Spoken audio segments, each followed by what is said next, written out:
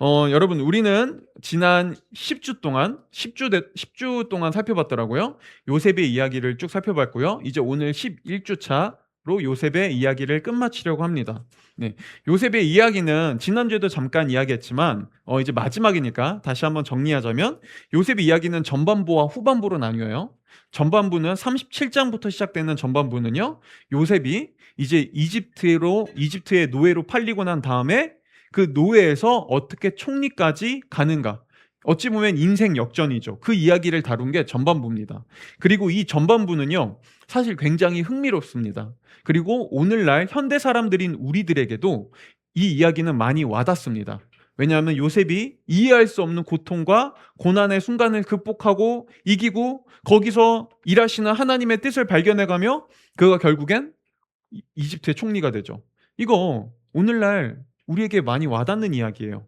왜냐하면 우리도 살면서 뭐 우리가 지금 당장 어떤 인생 역전을 꿈꾸거나 뭔가 대단한 자리에 올라간 건 아닙니다. 하지만 우리도 인생을 살면 이해할 수 없는 고통, 고난, 어려움, 그리고 힘든 순간들이 있거든요. 근데 이 요셉 이야기는 그래. 지금 내 삶이 이럴 수 있겠다. 지금 하나님이 내 삶에서 나를 이렇게 이끌어 가시겠구나. 나와 지금 이렇게 함께하고 있겠구나. 라는 걸 좀 많이 와닿게 해주죠. 이게 요셉 이야기의 전반부예요. 그런데 이제 요셉 이야기의 후반부, 43장부터 시작되는 후반부는 이제 요셉이 형들을 만나 형들과 용서와 화해를 해가는 과정이 후반부예요. 그리고 이 이야기는 오늘날 우리에게 그렇게 크게 와닿지 않는 분들도 있습니다. 왜냐하면 모든 사람들이 이런 용서와 화해의 과정을 다 겪는 건 아니거든요. 물론은 우리가 인생을 살면서 때때로 여러 가지 어떤 갈등들, 관계의 어려움들, 고통들을 경험하지만 그게 이렇게 심한 경우, 아니 요셉은 형들이 자기를 죽이려고 했고 노예로 팔았잖아요. 사실 이 정도까지 극심한 관계의 아픔을 경험하는 사람은 많지 않거든요. 그러다 보니까 요셉의 이 후반부 이야기는 어떤 분들에겐 잘 와닿지 않을 거예요. 그리고 그래서 요셉의 형들에게 하는 이 과정들을 보면서 우리는 이렇게 생각할 수도 있죠. 이렇게까지 해야 돼? 요셉 진짜 독하다. 앵간히 하지. 이제 이 정도면 그냥 좀 끝내지. 그쵸? 자, 근데 우리가 요셉의 이야기를 보면서요. 이 후반부 용서의 이야기를 보면서 야, 요셉 너무하다. 꼭 이렇게까지 해야 돼? 나 같으면 안 이럴 거야. 라고 하는 생각을 할 때 우리는 어느새 한 가지 착각하고 있는 거예요. 우리는 인생에서 내가 요셉이라고 생각하는 거죠. 그리고 그 순간 우리는 이 성경의 이야기를요, 절반도 이해하고 있지 못하는 겁니다. 왜요? 우리는 많은 순간 사실은 형들의 자리에 있는 경우도 많거든요. 그러니까 우리는 내가 보통 피해자라고 생각하지 사실 나도 가해자의 자리에 있다고는 많이 생각하지 않습니다. 그러니까 사람들은 요셉 이야기를 보면서 어우 뭘 이렇게까지 해. 나 같으면 안 이럴 거야. 라고 하죠. 그런데 사실 우리는 어쩌면 형들의 위치에 더 많이 서 있을 수 있어요. 특별히 우리가 하나님과 나와의 관계를 생각해 보자고요. 그러면 우리는 거의 다 형들의 자리에 있습니다. 우린 거의 다 가해자예요. 자, 여전히 사람들은요. 하나님을 너무 쉽게 생각합니다. 이 자리에 있는 분들 중에서 회심해서 하나님을 내 인생의 주인으로 고백하고 "하나님 제가 이제 다르게 살아볼게요."라고 결단했어요. 그 다짐 지금까지 잘 지키고 있나요? 그때 그 마음 여전한가요? 아니요. 우리는 다시 너무 그 마음을 쉽게 잊고요. 그 다짐들 너무 쉽게 깨어지고요. 다시 우리는 예전의 삶으로 돌아가는 모습들이 있습니다. 우리 때로는 하나님 앞에 은혜 받고 하나님께 우리의 마음을 드릴 때 이렇게 고백합니다. "하나님 제가 이번엔 좀 잘해 보겠습니다. 제가 이번엔 당신을 실망시키지 않겠습니다. 제가 이번엔 이 연약함을 한번 극복하고 이겨내 보겠습니다." 그거 여지없이 쉽게 무너지죠. 그쵸? 보세요. 우리는 사실 삶의 많은 자리에서 요셉보다 하나님과 우리의 관계 안에서 거의 다 형들의 위치에 있어요. 우린 가해자입니다, 압도적으로. 근데 놀라운 사실은 뭐죠? 요셉이 형들을 포기하지 않았던 것처럼 하나님은 여전히 우리를 포기하지 않아요. 그분은 여전히 그 다짐, 처음에 하나님께 드렸던 그 고백, 그게 이렇게나 많이 무너지고 또다시 반복되는 넘어짐과 죄악됨을 가지고 있는 우리를 포기하지 않습니다. 그리고 끝까지 우리를 그분 가까이로 계속해서 부르십니다. 왜 그렇게까지 하실까요? 우리를 사랑하니깐요. 그쵸? 여러분 이런 의미에서 사실 요셉과 형제들의 이야기는요. 단순히 그냥 두 사람은 화해했다, 용서했다라는 이야기가 아닙니다. 이 이야기는 사실 하나님과 우리에 대한 이야기이기도 해요. 우리가 어떻게 하나님과 더 깊은 사랑을 누릴 수 있는가? 우리가 어떻게 하나님과 회복된 이 사랑을 가지고 세상 속에서 다른 사람들과도 더 깊은 사랑의 관계를 우리가 경험하고 회복할 수 있는가에 대한 이야기예요. 그래서 여러분, 오늘 우리가 읽은 50장은요. 창세기 전체의 마지막 장이에요. 이게 창세기의 끝이라고요. 근데 창세기 끝나는 이 마지막까지 성경은 요셉과 형들의 이 관계에 대해서 이야기해요. 아니, 여러분, 창세기의 이야기에 요셉만 있는 거 아니에요. 창세기 이야기를 보면 하나님이 천지를 창조하고 나서 그 인간이 어떻게 인류가 타락했고 하나님께서 그 세상을 어떻게 회복하고 하나님의 나라를 어떻게 약속하시고 엄청 큰 이야기들이 있다고요. 근데 이 이야기가 끝나는, 이 전체 주제가 끝나는 창세기의 마지막 장까지 성경은 요셉과 형제들의 이 화해, 여전히 끝나지 않는 이 인간관계 가지고 이야기해요. 왜요? 이게 그만큼 중요하거든요. 그만큼 사실 인간관계 안에서 이 문제가 쉽지 않거든요. 그리고 요셉과 형들은 여전히 해결되지 않은 문제를 마지막까지 가지고 있었거든요. 그래서 오늘 성경은요, 마지막까지 그 이야기의 이 둘의 회복과 사랑에 대해서 초점을 두고요. 오늘 우리는 크게 세 가지를 가지고 거기에 대해서 살펴볼 겁니다. 이들이 어떻게 회복하고 어떻게 관계를 다시 세워나가는지를요. 자, 오늘도 특별히 세 가지를 얘기할 건데요. 첫 번째, 두려움은 어떻게 관계를 망가뜨리는가에 대해서 얘기할 겁니다. 두려움은 어떻게 관계를 망가뜨리는가. 그리고 두 번째, 관계를 회복할 수 있는 힘은 어디에서 나오는가에 대해서 얘기할 겁니다. 관계를 회복하는 힘은 어디에서 나오는가? 그리고 마지막 세 번째, 관계가 가져다주는 참된 위로에 대해서 얘기할 거예요. 관계가 가져다주는 참된 위로요. 먼저 첫 번째입니다. 두려움은 어떻게 관계를 망가뜨리는가에 대해서 먼저 좀 이야기해 볼게요. 오늘 우리가 읽은 이 이야기는요. 이제 요셉이 형들과 재회하고 이제 요셉이 다시 자신의 가족들을, 왜냐하면 그때 기근이 들었으니까 가족들을 위해서 이집트로 그들을 이주시킵니다. 정착시켜요. 그리고 재회가 이루어지죠. 22년 만에. 그리고 이제 그 재회가 이루어지고 난 다음에 17년이 더 흐른 다음의 이야기예요. 자, 이제 27년 동안 요셉과 요셉의 가족들 어떻게 살았을까요? 행복하게요.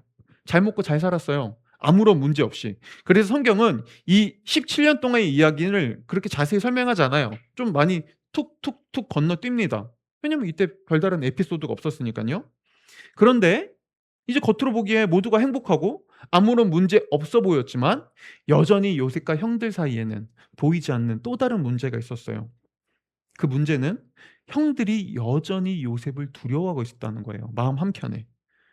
근데 이 아버지인 야곱이 살아있을 동안에는 이 문제가 그렇게 두드러지지 않습니다. 왜냐하면 형들이 요셉을 두려워하지만 그걸 겉으로 내비치지 않았거든요. 그리고 요셉도 그냥 형들에게, 가족들에게 편안히 잘 대해줬거든요.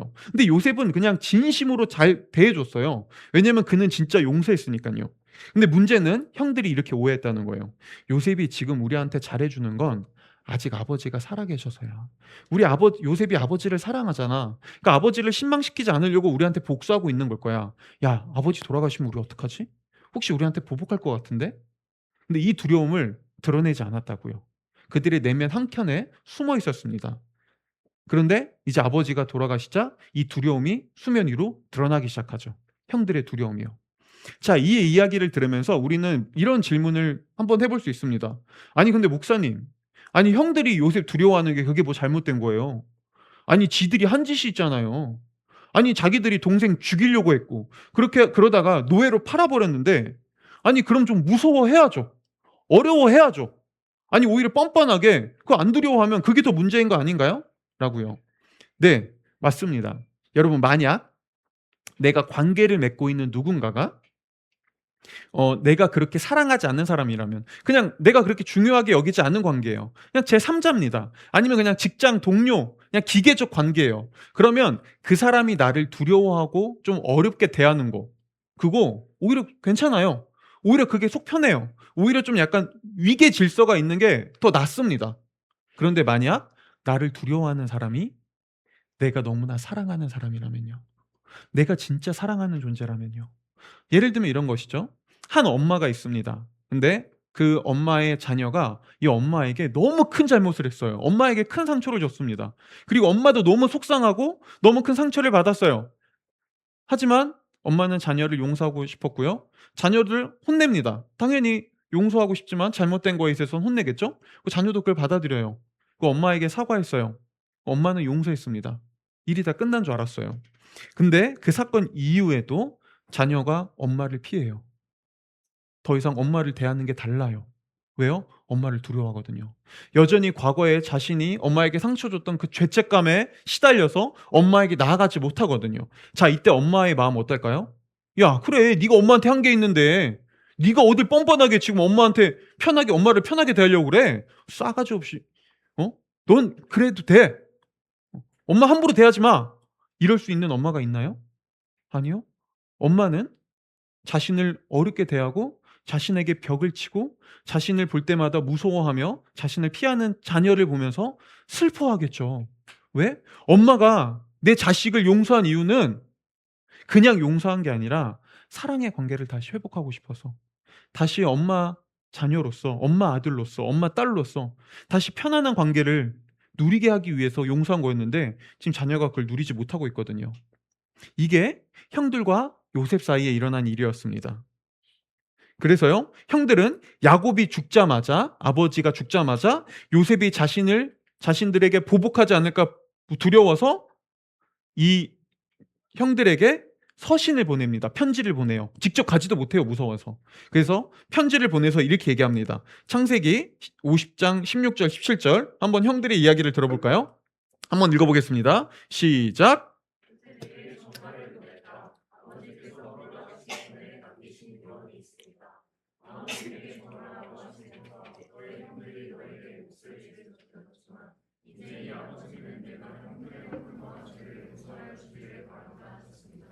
그러니 아우님은 우리 아버지께서 섬기신 그 하나님의 종들인 우리가 지은 죄를 용서하여 주시기 바랍니다. 요셉은 이 말을 전해 듣고서 울었다. 자, 여러분, 이거 거짓말이에요. 지금 형들이 요셉한테 뭐라고 얘기하는지 보이세요? 이렇게 얘기하죠. 야, 요셉아, 우리 아버지가 돌아가실 때 이렇게 얘기했어. 너한테 이렇게 전하라고 하셨어. 우리 용서하래. 보복하지 말라고 꼭 신신당부하셨다. 라고 얘기하는 거, 이거 거짓말이에요.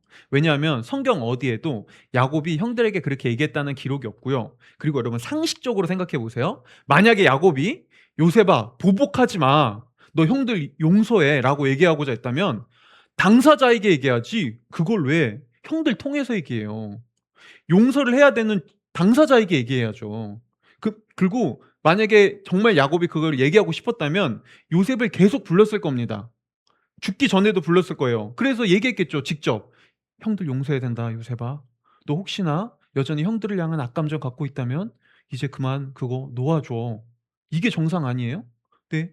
요셉 그런 얘기 들은 적이 없습니다. 지금 형들은요, 두려움에 빠져 거짓말하고 있었던 거예요. 그리고 요셉도 형들이 하는 말이 거짓말이라는 걸 알고 있었어요. 그래서 요셉은 웁니다. 그 말을 듣고 슬퍼 울어요. 어 왜 요셉은 지금 단순히 그냥 슬퍼서 운 게 아니에요. 요셉의 이 마음을 두고 이 메이어 스텐버그라는 이 유명한 성경 신학자가 있거든요.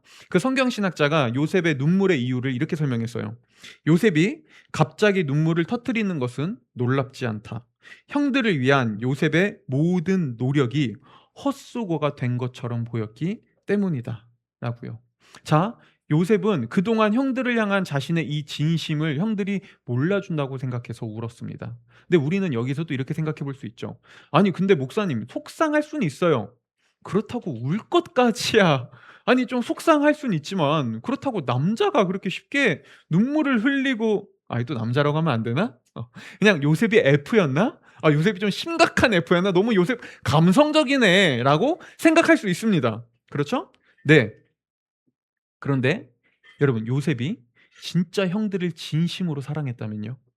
형들을 향한 요셉의 마음이 진심이었다면 요셉은 충분히 울 수 있습니다. 왜? 왜요? 형들이 그 마음을 여전히 모르고 오해하고 있으니깐요. 그리고 여기서 우리는 한 가지를 알 수 있습니다. 여러분, 오늘날에도 저와 여러분이 우리가 하나님의 사랑을 온전히 더 깊게 알지 못하고, 우리가 여전히 하나님을 오해하고, 우리를 향한 하나님의 마음을 우리가 깨닫지 못할 때, 우리가 그분을 두려워할 때, 우리가 여전히 그분께 가까이 다가가지 못할 때, 우리가 여전히 하나님이 나를 용서했다는 걸 깨닫지 못하고 과거의 무거운 죄의식과 죄책감을 가지고 살아갈 때, 그때 하나님은 우신다고요. 하나님은 그때 우리를 너무나 사랑해서 그 사랑하는 마음에 안타까워 눈물을 흘리신다고요. 왜요? 우리가 그분의 사랑을 누리고 있지 못하거든요. 우리가 그분의 용서를 받아 누리고 있지 못하거든요. 우리가 그분을 여전히 두려워하거든요. 그리고 우리는 여기서요, 성경이 말하는 두려움이 무엇인지, 두려움의 진짜 뿌리가 어디에서부터 오는지를 알 수 있습니다. 여러분, 사람들은 흔히 두려움을 이렇게 생각해요. 그냥 미래에 대한 막막함, 그냥 내 인생에 대한 어떤 막막함, 아니면 내 과거에 대한 어떤 자책감 때문에 우리가 두려워한다고 생각합니다. 아니, 네, 그것도 두려움입니다. 근데 두려움엔 그것보다 더 큰 뿌리가 있어요. 뭔 줄 아나요? 바로 내 인생을 온전히 내가 책임지고 모든 결과의 짐을 내가 져야 한다는, 이 내 인생의 주인이다라는 주인의식에서 두려움은 옵니다. 하나님이 나를 이미 용서하셨고 그분이 내 인생을 이끌어 가신다는 것을 우리가 신뢰하지 못할 때, 그래서 모든 게 내 책임이야, 모든 건 내가 책임져야 돼 라고 생각할 때, 거기서 우리는 두려움에 빠지죠.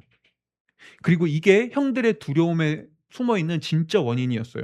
오늘 17절을 보면요, 이 형들이 왜 이렇게 두려워하는지를 잘 보여줘요. 왜냐하면 오늘 17절에서 형들은 요셉에게 자신들을 지칭하면서 이렇게 얘기합니다. 아버지가 섬기신 그 하나님의 종들인 우리가. 자, 지금 형들이요, 자신들을 얘기할 때 우리가 섬기는 하나님의 종들인 우리라고 말하지 않습니다. 뭐라고 얘기하죠? 아버지가 섬기신 그 하나님의 종. 보이세요? 요셉의 형들은 여전히 하나님을 신뢰하지 못하고 있어요. 그들은, 쉽게 말하면 그들은 기독교 가문에서 자랐습니다. 모태 신앙이에요. 그런데 하나님은 내 하나님은 아니에요. 아빠의 하나님이에요. 엄마의 하나님이에요. 그냥 우리 가족들이 믿는, 어릴 때부터 믿었던 그냥 문화적 하나님입니다. 그냥 종교란에 기독교라고 쓰는 것 뿐이지 딱히 하나님이 내 하나님인 적이 없습니다. 그렇죠? 그들은 하나님을 신뢰하지 못했어요. 하나님을 나의 하나님으로 받아들이지 못했습니다. 그러자 그들이 무엇도 깨닫지 못하는 줄 아나요?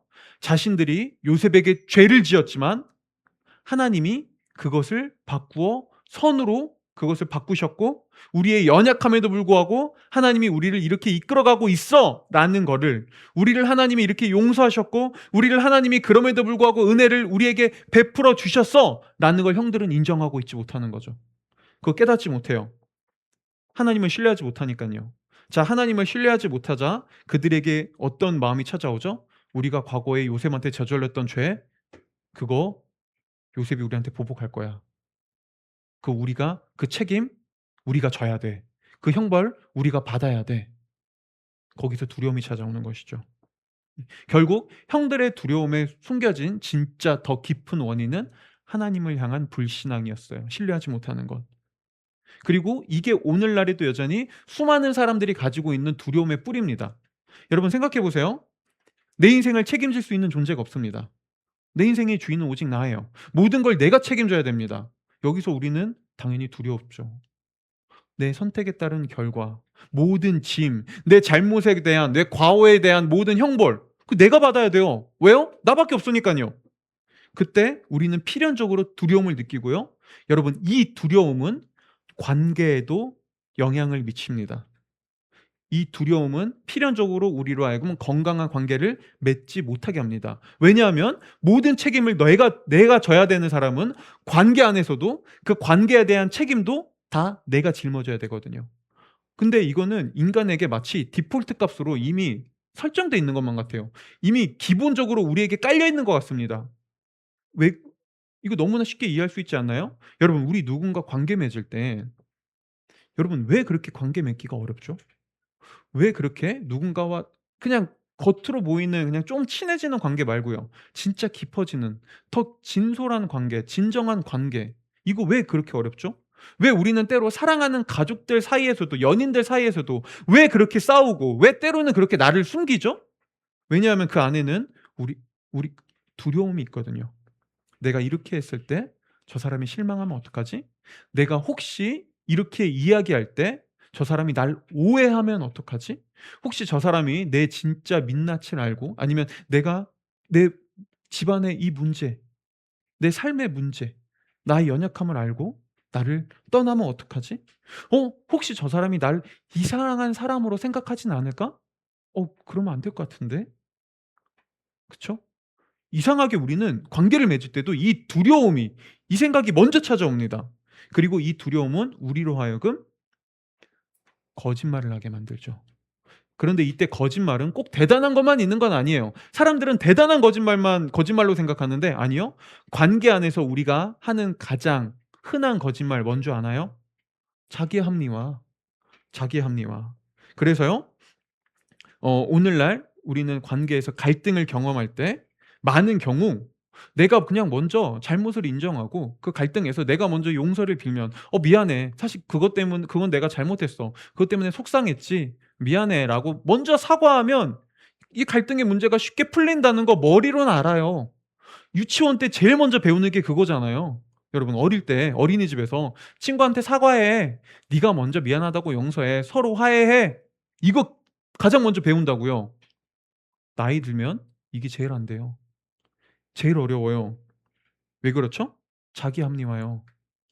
내가 잘못했다는 거 알아요. 내 잘못도 있다는 거 알아요. 근데 자연스럽게 이거 먼저 들어오죠. "아니 근데 그렇다고 꼭 나만 잘못한 건 아니잖아. 아니 너도 잘못이 있잖아. 근데 왜 꼭 나만 사과해야 돼? 왜 내가 먼저 해야 돼?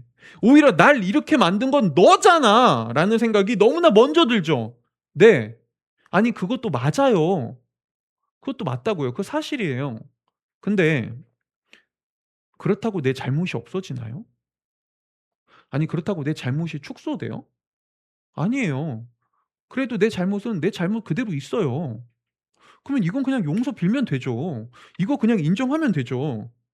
근데 여러분 저도 그렇다니깐요. 우리 아시잖아요. 이게 제일 힘들어요. 이게 제일 안 돼요. 왜요? 그러면 그 책임 내가 지는 것 같거든요.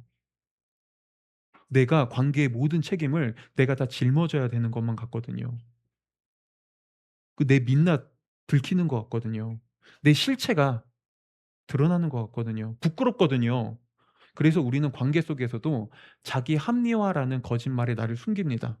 그리고 책임감을 쪼금이라도 덜려고 합니다. 이 관계의 무게에서 쪼금이라도 책임에서 내가 벗어나려고 합니다, 조금이라도. 그리고 이 자기 합리화는 결국엔 관계를 망가뜨립니다. 진실한 관계, 건강한 관계 맺지 못하게 하죠. 그쵸?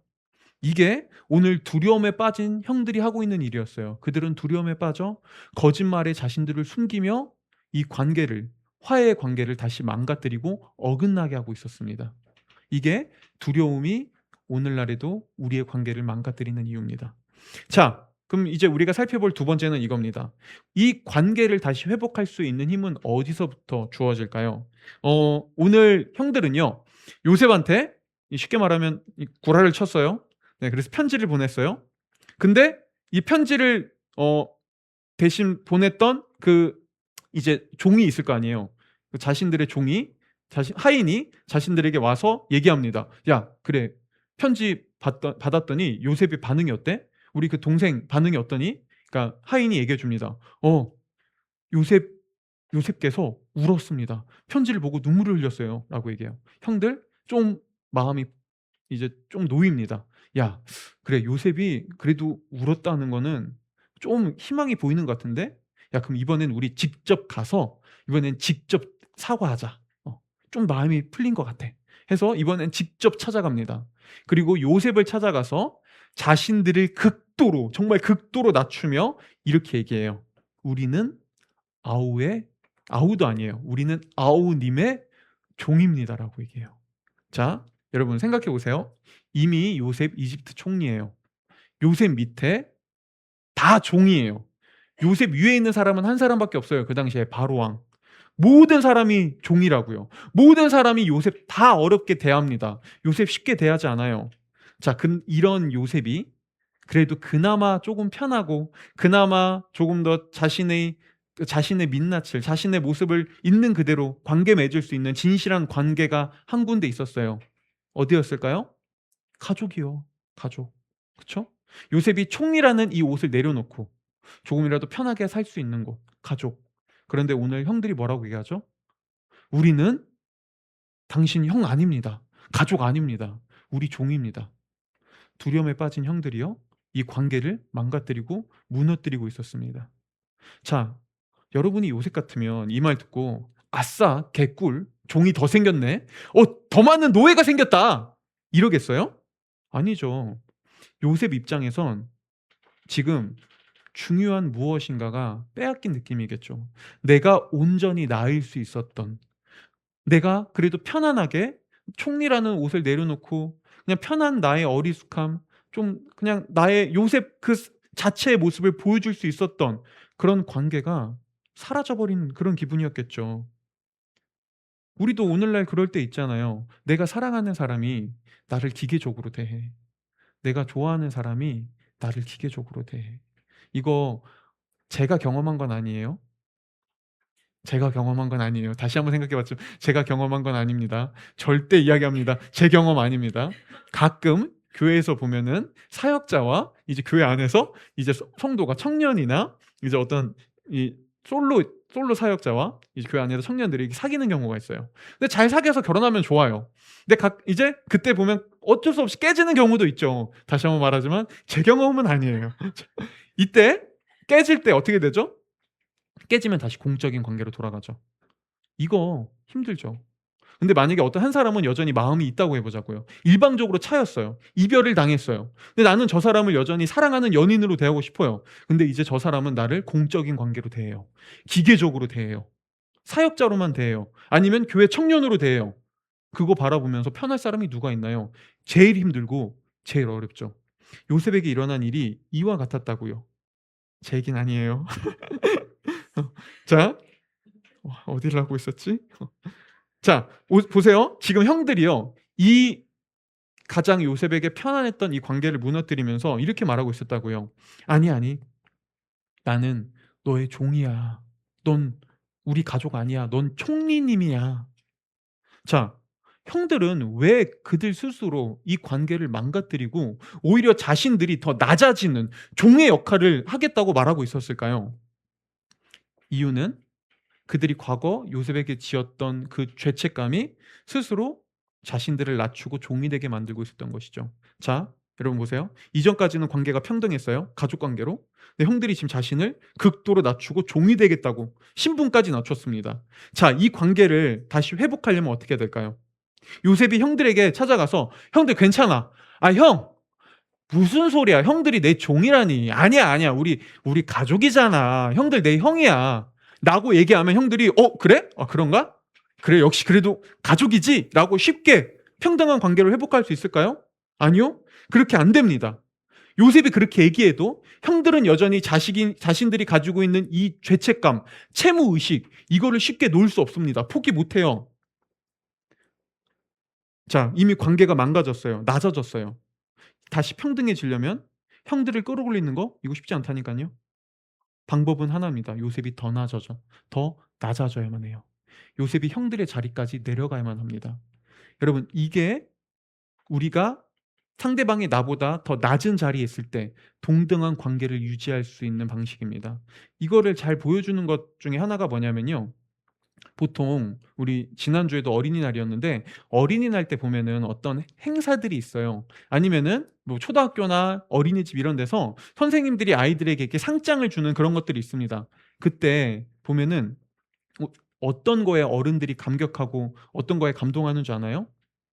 선생님이, 아니면 상장을 전해주는 뭐 교장 선생님이나 높으신 분이 어린아이의 위치로 자신을 낮추는 거예요.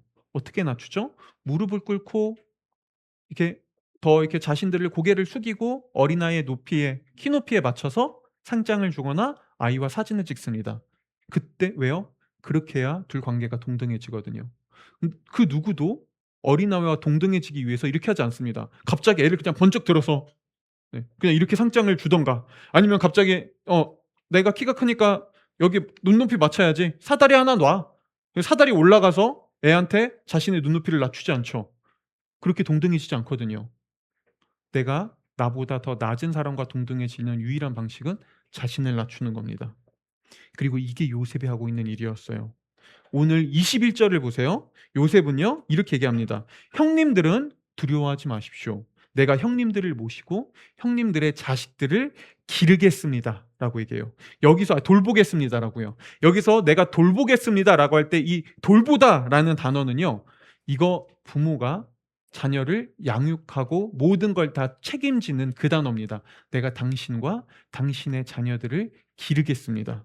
쉽게 말하면 지금 제가 당신의 내가 너희의 종이 될게, 내가 너를 섬길게 라고 말하는 형들에게 요셉이 이렇게 대답하고 있었던 거예요. 아니요, 형, 무슨 소리예요? 형, 나의 종 아니에요.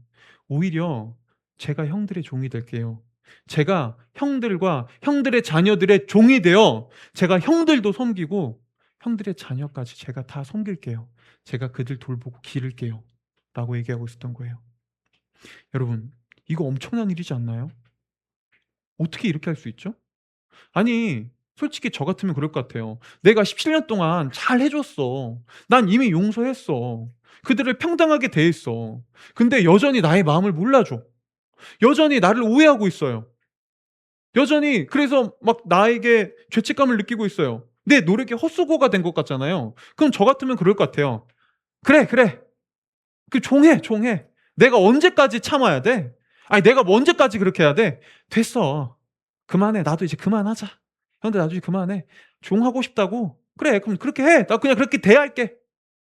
아니, 이게 사실 우리의 자연스러운 반응 아니에요? 근데 요셉은요, 17년 동안 온갖 노력에도 여전히 자신을 믿지 못하고 자신을 오해하고 있고 자신을 두려워하는 형들을 향해 이렇게 얘기하고 있다고요. 아니, 형, 내가 더 낮아질게. 형들이 그렇게 한다면 내가 더 종이 될게라고요. 여러분, 어떻게 이렇게 행동할 수 있죠? 도대체 무엇이 요셉으로 하여금 이런 결단을 내릴 수 있게 해주죠? 도대체 무엇이 우리로 하여금 기꺼이 나에게 우리를 더 낮은 다른 사람의 종이 되어 섬기게 해줄 수 있는 것이죠? 오늘 성경은요, 그 이유를 19절에서 찾습니다.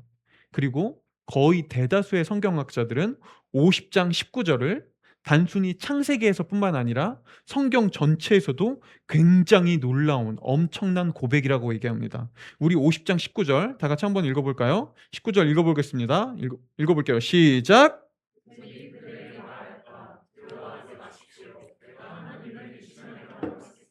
네, 여러분, 지금 요셉은요, 자신이 형들보다 더 낮아지고 섬길 수 있는 이유를 두고 이렇게 얘기하고 있었습니다.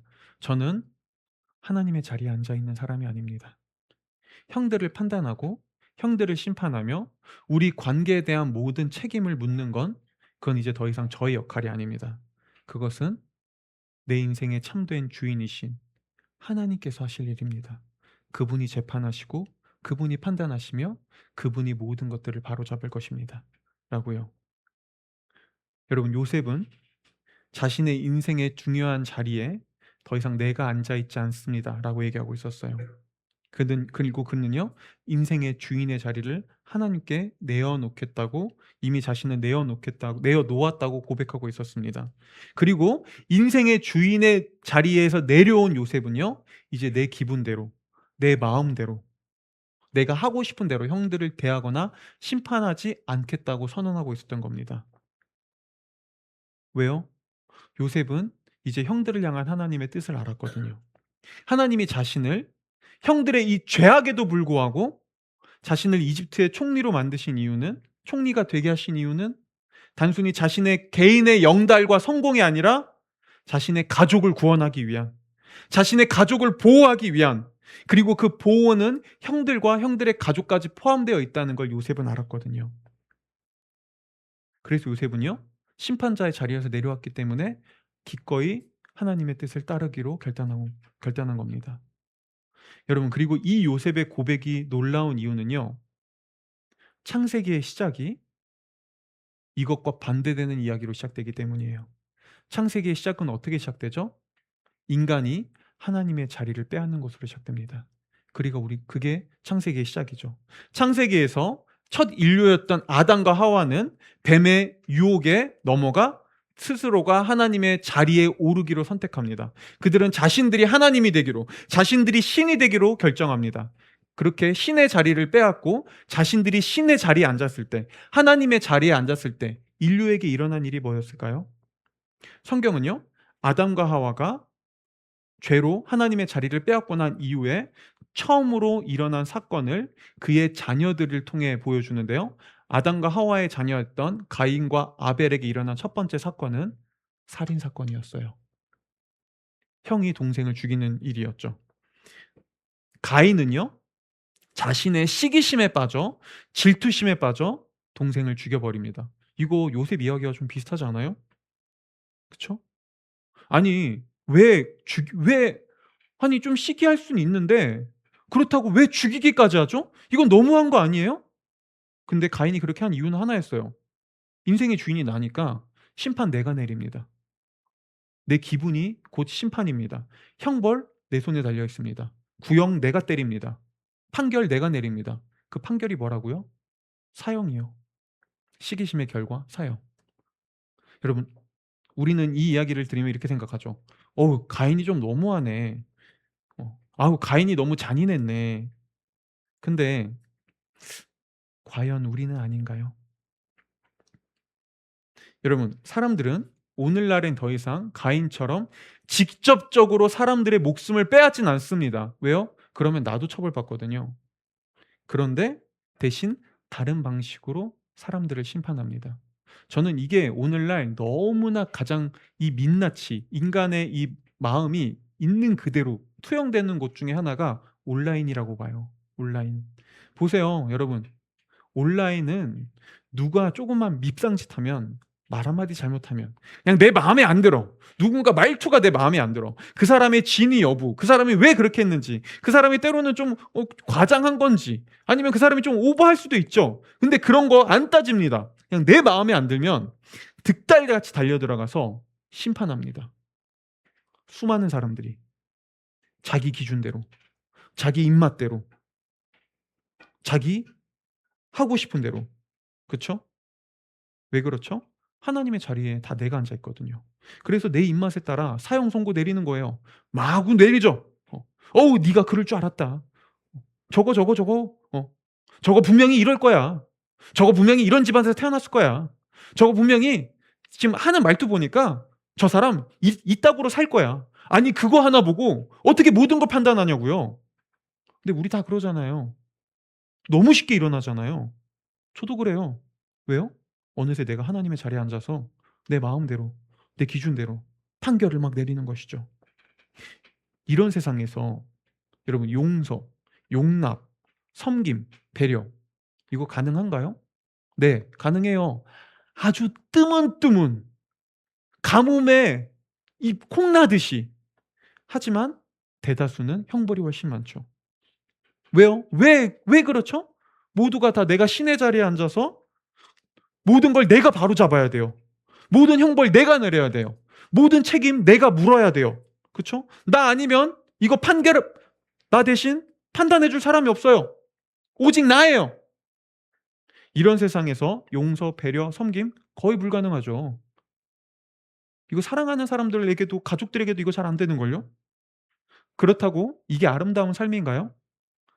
우리는 압니다. 이게 아름답지도 않다는 걸. 하지만 사람들은 그럼에도 그 일을 끊임없이 저지릅니다. 왜요? 사람들이 이렇게 생각하니까요. 근데 나 말고는 이걸 판단할 수 있는 사람이 없잖아. 나 말곤 이걸 누가 책임져? 나 말곤 내 인생의 억울함을 누가 알아줘? 나 아니면 누가 나를 대신해 보복해줘? 나 아니면 누가 나를 대신해 내 억울함을, 나를 누가 위로해줘? 그건 나밖에 없잖아. 내가 해야지. 내가 복수해야 돼. 내가 책임져야 돼. 나 이거 양보 못해. 난 이거 용서 못해. 난 너와 화해 못해. 이런 사람들이, 이렇게 각자 하나님의 자리에 빼앗아 나만의 심판자가 되어버린 사람들이 과연 다른 누군가를 향해 기꺼이 제가 당신을 섬기겠습니다, 내가 당신보다 더 낮아지겠습니다 라고 말할 수 있는 게 과연 가능할까요? 여러분 이거 쉬우신가요? 여러분 이거 얼마나 잘 되시던가요? 왜 안 되죠? 왜 어렵죠? 어느새 우리가 심판자의 자리에, 내가 유일한 인생의 신의 자리에 앉아 있어서 그런 것 아닌가요? 그런데 오늘 요셉을 보세요. 그는 하나님의 자리에서 내려와 이제 그는 이렇게 얘기합니다. 아니요. 심판과 판결은 나에게 있지 않습니다. 내 인생의 선과 악을, 궁극적 선과 악을 해석하는 거, 그거 나에게 있지 않습니다. 이제 나는 내 삶에서 일어난 일을 내 눈으로, 내 마음대로 바라보지 않고 나의 주인이신 하나님의 시선으로 바라보겠습니다. 그분의 뜻대로 바라보겠습니다. 그분의 기준대로 바라보겠습니다. 그분이 평가하시는 대로 내가 이걸 평가하겠습니다라고요. 요셉은 새로운 눈을, 새로운 판결의 눈을, 기준을 가질 수 있었습니다. 그리고 그건 요셉으로 하여금 이런 고백을 하게 만들었죠. 아, 형들은 나에게 죄를 지었지만 하나님은 그것을 선으로 바꾸셨을 뿐만 아니라 그걸 통해 우리 모두를 구원하게 하셨구나. 내가 이 형들을 구원하고 가족들의 생명을 보존하는 게 하나님의 뜻이구나. 난 그 일을 해야 되는구나. 그렇죠? 여러분, 내가 하나님의 자리에 앉은 사람은 결코 이렇게 못합니다. 내가 하나님의 자리에 앉아 있는 사람은 내 인생의 경험이 전부입니다. 내 생각이 전부입니다. 내 마음대로 심판하는 게 유일한 방식입니다.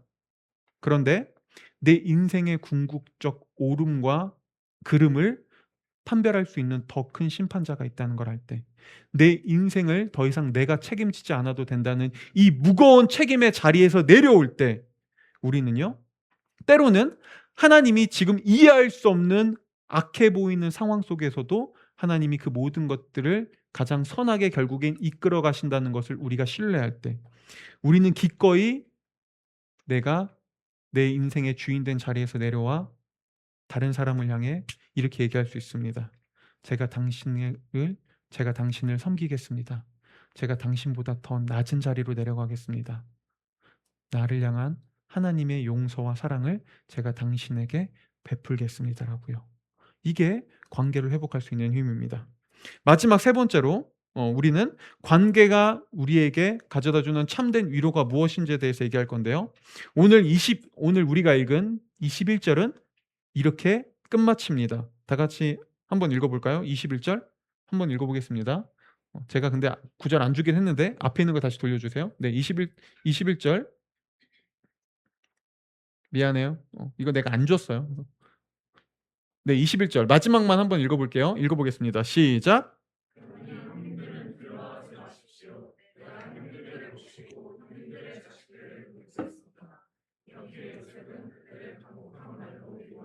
네, 오늘 성경은 이렇게 끝나요. 요셉이 형들을 간곡한 말로 위로하였다라고요. 이때 요셉이 형들을 위로했다라는 이 문장을 히브리어 직역하면 이런 뜻입니다. 요셉이 그들의 심장에 대고 말하였다. 이거 무슨 말일까요? 심장에 대고 말했다니요. 이거 무슨 말이에요? 가슴팍에다 대고 내가 형들 위로해, 책임질게. 이거 미안해요. 네. 그것도 아니고, 이거 심장에 대고 말하였다는 말은요, 이겁니다. 요셉은 형들의 그 두려움이 무엇인지 그걸 누구보다 잘 알고 있었어요. 자신을 두려워하는, 지금 이 상황을 무서워하는 형들의 마음을 누구보다 잘 알고 있었다고요. 왜 그랬을까요? 요셉이 그런 순간을 지내봤거든요. 요셉이야말로 인생 속에서 이해할 수 없는 고통과 고난, 때로는 누명을 써서 감옥에서 수년을 보내는 그런 시간 속에서 진짜 인생의 두려움, 무서움이 무엇인지 그게 뭔지 알았거든요.